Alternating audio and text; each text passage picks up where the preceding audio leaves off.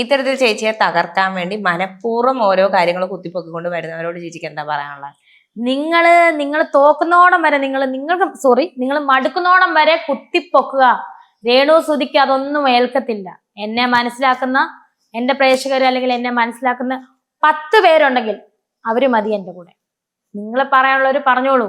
ഒരാളുടെ വളർച്ചയെ, അതായത് അവരുടെ വളർച്ചയെ തടയാൻ വേണ്ടി അല്ലെങ്കിൽ അവരുടെ വളർച്ച കണ്ട് ഭയന്നിട്ടായിരിക്കുമല്ലോ ഇതിപ്പോ ഈ കുത്തിപ്പൊക്കുന്നത്. എന്റെ വളർച്ച കണ്ട് നിങ്ങൾ ഭയക്കാൻ നിങ്ങളും ഞാനും തമ്മിൽ എന്താണ് ബന്ധം?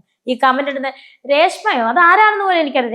രേഷ്മ എന്നൊരു കമന്റ് വരുന്നത്, കുറെ കമന്റ്. ഞാൻ നിങ്ങൾ കല്യാണത്തിന് പോവോ, ഐസ്ക്രീം കഴിക്കോ, എന്ത് വേണം ചെയ്തോടെന്നേ.